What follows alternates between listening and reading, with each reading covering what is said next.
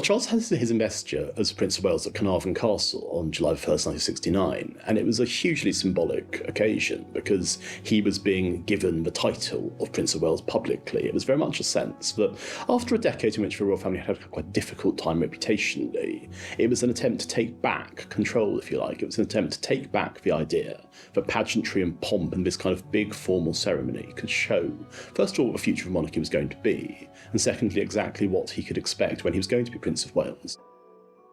At the main college building on the seafront, Prince Charles has done most of his work. In the language laboratory, he's spent an hour each day perfecting his Welsh grammar and pronunciation. His tutor is Mr. Edward Millward, a former vice president of the Welsh Nationalist Party. Well, this has been a crash course. It's been only part of a crash course amongst other studies. And in the short time that he's been working, he's developed a very good accent, and I'm sure it's going to stand him in very good stead from now on. Carnarvon waits like a bride for her wedding, gaily dressed for the big moment, but anxious too that something could go wrong, though every precaution has been taken to make sure that it doesn't. As traffic jams block the town, army bomb disposal experts are on the alert. His investiture was obviously quite a big thing. It was obviously broadcast, televised, which would be a first. From that, I want to say from that day forward, but probably even before then, the kind of the training and the preparation of one day becoming king began. And I think, you know, he took this very seriously his whole life.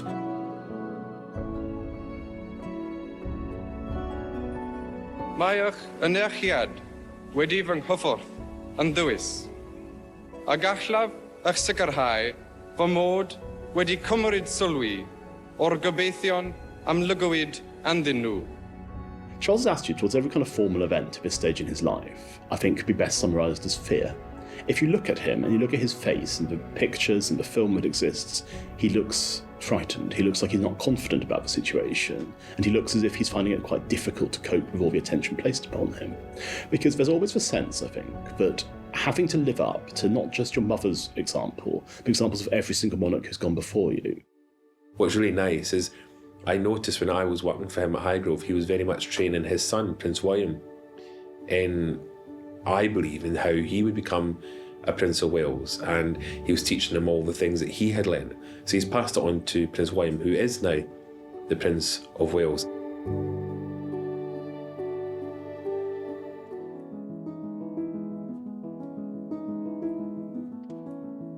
Well, any heir to the throne always has a series of responsibilities, some of which are quite dull. I mean, going to functions, opening things, meeting people. Some are more exciting, going on international tours and things like that. And Charles got on with it because essentially every member of the royal family knew and knows that to get on with something like this is what you're there for. You're not there to be lionised all the time. You are a public servant, and public service is something that is drilled into them very, very young. It's been traditional that any male member of a royal family would be expected to spend time in the army, and Charles was not an obvious fit to spend time in the armed forces, but the fact that he served in the RAF for several years in the 1970s was an indication that, first of all, he could put his mind to something like this and do it with, I think it's true to say that compared to, say, Prince Andrew, who was quite a distinguished pilot, Charles was not exactly out of the top drawer in the RAF, but it was still an invaluable time for him because he found himself mixing with his men on much more equal terms than he ever had been able to when he was at school. Prince Charles stepped out from the Fleet Air Arms headquarters at Yeovilton in Somerset today in perfect flying weather for his first hour's instruction at the controls of a Wessex Mark V helicopter. It's the start of a 3.5-month flying course, at the end of which he'll be qualified, like his father Prince Philip, to fly helicopters, including those belonging to the Queen's flight. And I think that it was actually probably a character-forming experience for him because it did give him a sense of working with the armed forces, and that's something that he's had a lifelong respect for. So while it's fair to say that Charles was not the most distinguished member of the RAF has ever been, it was certainly an important time for him and something that I think affected and led to the man that he's become. If later on I'm to be associated with all three services, it'd be a very good idea to do an attachment with each one. I think it gives one a very useful experience of responsibility and discipline. I think responsibility is the most important thing. It's the actual trust that's put in you to deal with other people, and the feeling that they can perhaps put their trust in you as well.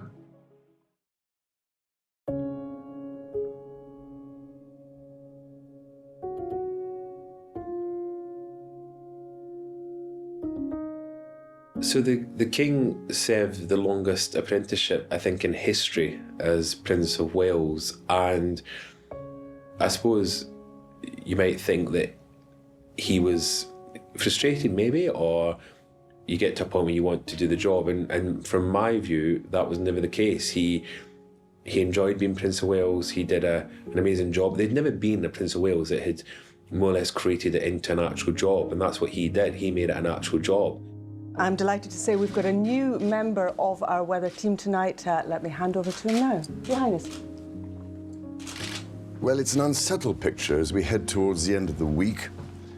This afternoon it'll be cold, wet and windy across most of Scotland. We're under the influence of low pressure, and this weather front pushing northwards is bringing cloud and outbreaks of rain. The rain, of course, will be heaviest over the borders and around Edinburgh, where it could lead to difficult conditions on the roads. In the west, rain will be lighter and patchier. There will maybe a few drier interludes over Dumfries House in Ayrshire. Aha! There'll be snow for the higher ground of the Highlands and Aberdeenshire. The potential for a few flurries over Balmoral. Who the hell wrote this script? As the afternoon goes on. The best of the drier and brighter weather will, of course, be over the Northern Isles and the far north of the mainland. So, a little hazy sunshine for the Castle of May and Caithness, but a cold day everywhere with temperatures of just 8 Celsius and a brisk northeasterly wind. Thank God it isn't a bank holiday. Well, what Charles has done throughout his life is, in addition to his conventional royal responsibilities, he's had a real interest in making a difference in the lives of younger people. And so the major thing he's known for is the Prince's Trust, which is this organisation which specialises in giving out funding to disadvantaged organisations and individuals and trying to make their lives better. And the thing about the Prince's Trust is that it's a brilliant idea. He's had public persona and the ability to actually make it work, and so it's one of those things that even people who don't like the royal family and even people who have Republican sentiments would usually agree that the Prince's Trust has been a force for good. And I think that what you can see in Charles is genuine desire to make things better for people. I mean, he genuinely is somebody who has said, I worry about the fate of my subjects. And I think that's true. I think he does. I mean, he doesn't always get it right, but none of us would. And I think that the Prince's Trust and Prince's Foundation are real concrete steps to actually helping people's lives. So when I created the Prince's Trust in 1976 to help improve the lives of disadvantaged young people, it was because I was so acutely aware of the challenges that they faced. And over the years, some of the challenges have changed, but the overall mission of giving people self-confidence, self-esteem, and better opportunities remains the same. And in that time, we have helped over 1 million young people. And I always used to get so annoyed that it hadn't got to 1 million long ago, because we had to keep counting people who were still going through the system, even though we were actually helping 50,000 people a year. I thought, I know my maths is bad, but... So we've helped over 1 million young people transform their lives, and the Prince's Trust now works in 18 countries across the Commonwealth and beyond. I would like to take this opportunity to say to you, Charles, how proud I am of everything you have accomplished with the Trust and the way you personally have inspired this organization. It is a very great pleasure for me, therefore, to present a Royal Charter to the Prince's Trust in recognition of its outstanding achievements over nearly a quarter of a century. Learning the job, you know, he learnt the job from his mother and father. His education was always about preparing him for the day that he became king. I don't think anyone would ever imagined that he'd been Prince of Wales for as long as he was, but it's put him in a really good place of understanding the country and the world we're in today. So I think if you would say to me, is he the best man for the job, I think it's safe to say yes, he is, because he has done an amazing bit of training. And as the Queen once said, famously said that training is everything. At the end of the day, that's the answer to everything, and it's true. It is the answer to everything, as that training that her son had has now put him into a job that he can undertake.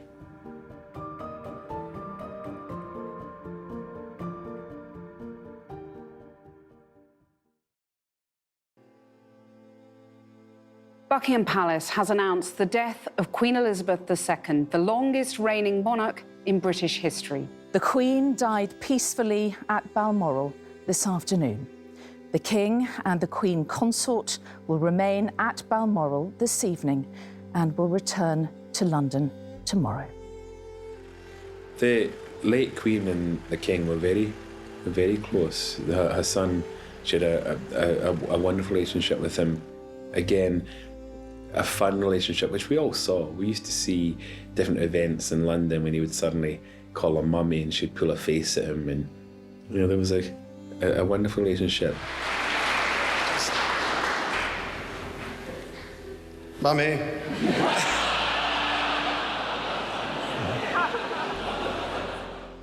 But they respected each other. I mean, he really respected his mother. He respected the fact that she was queen and everything that stood for.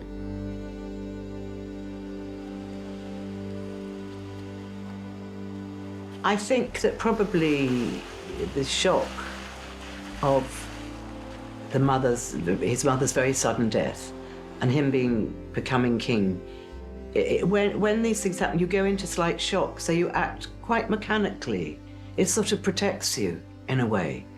So I think he wouldn't have been overwhelmed at that moment. He would have been very emotional, but he would have kept it all in check. So I think he dealt with it on a very professional level, which would be really the only way to deal with something of that enormity happening to you.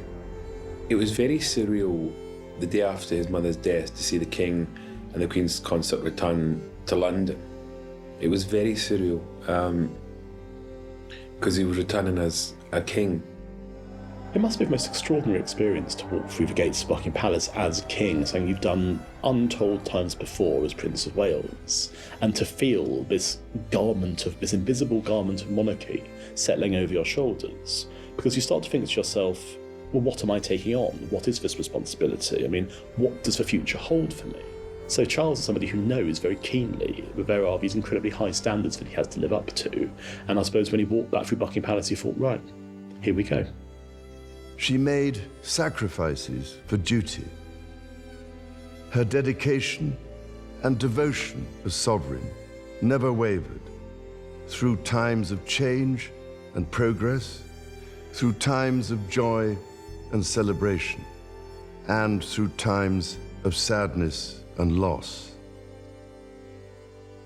In her life of service, we saw that abiding love of tradition, together with that fearless embrace of progress, which makes us great as nations.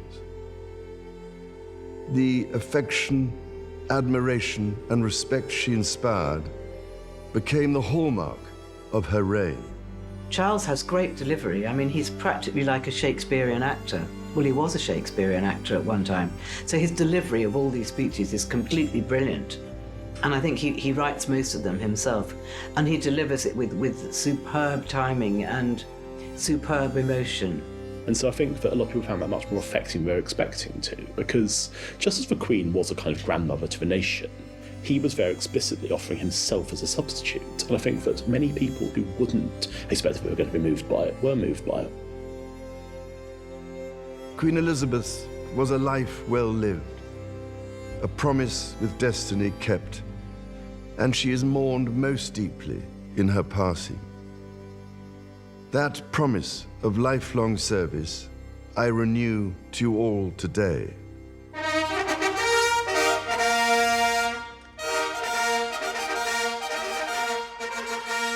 Outside the royal court, the state trumpets sound.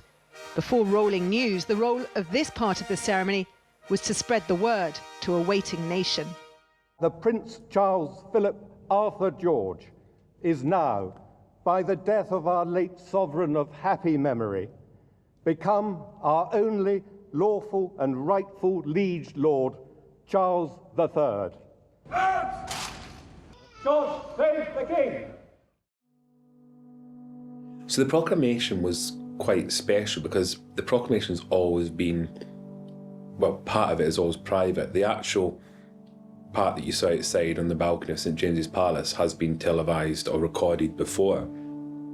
But what goes on indoors you never see. So the fact we actually got to see him actually doing the signing and everything was quite special, even if there was one or two little funny moments, but it was quite an important, historical, important moment for him, and for us to all be allowed to watch that, which was, I was amazed that we got to see it, and again, it's one of those memories I think that we'll always have. You know, it was quite special seeing that. My mother's reign was unequalled in its duration, its dedication and its devotion. Even as we grieve, we give thanks for this most faithful life. The proclamation of King Charles I was something that took place just after his announcement as king, and it's something that was announced in every major city and every major town in Britain. It's something that, because it hadn't happened in so long, it hadn't happened since the 1950s, there was a real interest in it, because people hadn't seen a proclamation before, but of course now they are seeing this man being proclaimed king, which is, again, it's something that's been going on for centuries, but it's still got a hugely symbolic role that we are seeing before our very eyes. The reassertion of monarchy, the reassertion of kingship, because not a lot of people alive today are going to remember King George VI, his grandfather. So having a king again is really quite a novelty.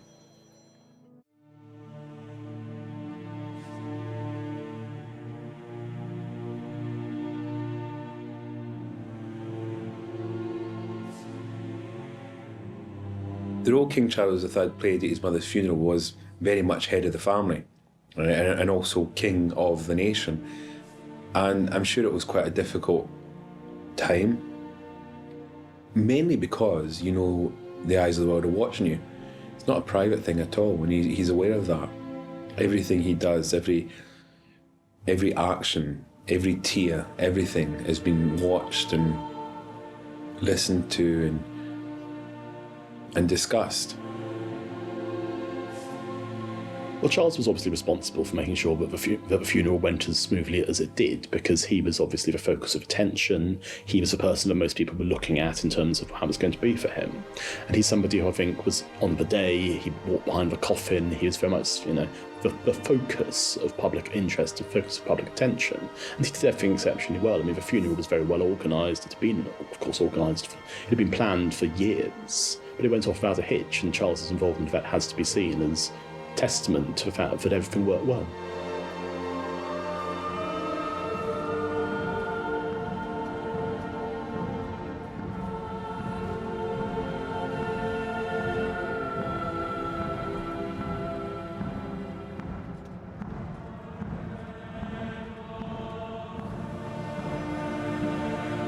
The first rendition in St. George's Chapel of God Save the King, I think he nearly lost it, because it was so emotional, and the strong voices and the choir and everybody really, really meant God Save the King.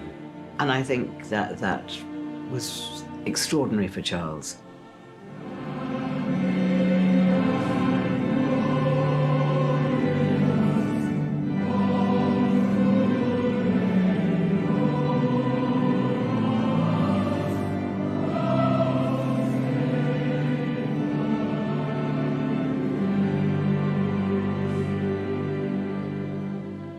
Must have been a very strange experience, because you hear this song, which you've heard a million times before, when it's about your mother and God Save the Queen, and it's about the king and it's about you, and it must have been a very extraordinarily cathartic experience in a lot of regards, but also an overwhelming one.